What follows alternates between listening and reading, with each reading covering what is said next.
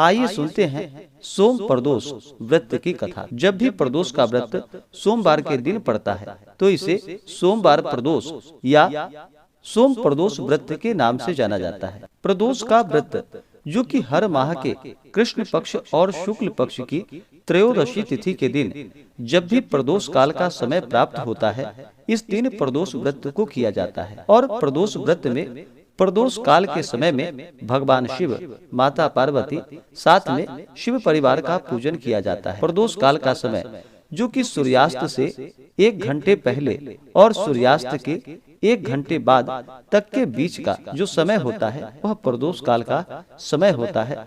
और इस दौरान भगवान शिव जी जो कि प्रसन्न मुद्रा में होते हैं। जो भी प्रदोष का व्रत करते हैं तो प्रदोष व्रत के प्रभाव से यह अभिष्ट सिद्धि को प्रदान करने वाला है। आइए सुनते हैं सोम प्रदोष व्रत की कथा। बोलिए प्रेम से भगवान भोलेनाथ की जय, माता पार्वती की जय। हे भगवान भोलेनाथ, आप करोड़ों चंद्रमा के समान कांतिवान त्रिनेत्रधारी, मस्तक पर चंद्रमा का आभूषण धारण करने वाले, पिंगल वर्ण के जटाजूटधारी, नीले कंठ तथा अनेक रुद्राक्ष मालाओं से सुशोभित, वरदहस्त, त्रिशूलधारी, नागों के कुंडल पहनने वाले, व्याघ्र चर्म धारण किए हुए, रत्न जड़ित सिंहासन पर विराजमान शिव जी हमारे सारे कष्टों को दूर करे और सुख समृद्धि का आशीर्वाद प्रदान करे। सोम प्रदोष व्रत कथा के अनुसार एक बार की बात है कि सूत जी बोले कि हे ऋषिवरों, अब मैं आपको सोम त्रयोदशी व्रत का महात्म्य आपसे वर्णन करता हूँ। इस व्रत को करने से शिव पार्वती प्रसन्न होते हैं। प्रातःकाल स्नान आदि शुद्ध पवित्र हो भगवान शिव पार्वती का ध्यान करके पूजन करे और अर्घ्य दे। ओम नमः शिवाय इन मंत्रों का 108 बार जप करे। फिर भगवान की स्तुति करे कि हे प्रभु, मैं इस दुख सागर में गोते खाता हुआ ऋण भार से दबा ग्रह दशा से ग्रसित हूँ। हे दयालु, मेरी रक्षा कीजिए। शौनक आदि ऋषि बोले कि हे पूज्यवर महामते, आपने यह व्रत संपूर्ण कामनाओं के लिए बतलाया है। अब आप कृपा कर बताने का कष्ट करे कि यह व्रत किसने किया और क्या फल पाया। तब सूत जी बोले कि एक नगर में एक ब्राह्मणी रहती थी।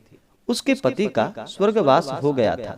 भरण पोषण का कोई आधार नहीं था, इसलिए वह सुबह होते ही अपने पुत्र के साथ जो कि भिक्षा मांगने के लिए निकल जाती थी और जो भिक्षा में प्राप्त होता था उसी से अपना और अपने पुत्र का पेट भरती थी। एक दिन ब्राह्मणी भीख मांगकर लौट रही थी तो उसे एक लड़का मिला। उसकी दशा बहुत ही खराब थी। ब्राह्मणी को उस पर दया आ गई। वह उसे अपने साथ अपने घर ले आई।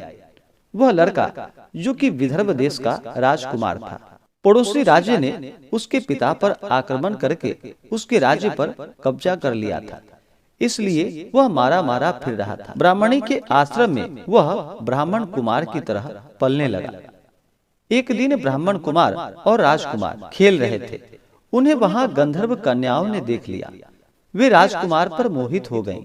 ब्राह्मण कुमार तो घर लौट आया, लेकिन राजकुमार अंशुमती नामक गंधर्व कन्या से बात करता रह गया। दूसरे दिन अंशुमती अपने माता पिता को राजकुमार से मिलवाने के लिए लेकर आई और उसको राजकुमार पसंद आया। कुछ ही दिनों बाद अंशुमती के माता पिता को शंकर भगवान ने स्वप्न में आदेश दिया कि वे अपनी कन्या का विवाह राजकुमार से कर दे। फलतः उन्होंने अंशुमती का विवाह राजकुमार से करा दिया। ब्राह्मणी को ऋषियों ने आज्ञा दे रखी थी कि वह सदा ही प्रदोष का व्रत करती रहे। उसके व्रत के प्रभाव से और गंधर्व राज की सेनाओं की सहायता से राजकुमार ने विदर्भ देश से शत्रुओं को मार भगाया और अपने पिता के राज्य को पुनः प्राप्त कर लिया और फिर वहां आनंद पूर्वक रहने लगा। राजकुमार ने ब्राह्मण को अपना प्रधानमंत्री बनाया। राजकुमार और ब्राह्मण कुमार के दिन जैसे ब्राह्मणी के प्रदोष व्रत की कृपा से फिरे भगवान शंकर। भगवान वैसे ही अपने दूसरे भक्तों के दिन भी फेरते रहे।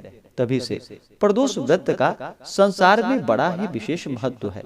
इस प्रकार से सोम प्रदोष व्रत की कथा पूर्ण हुई। तो बोलिए प्रेम से भगवान भोलेनाथ की जय, माता पार्वती की जय। तो आशा करता हूँ कि यह जानकारी आपको अच्छा लगा हो।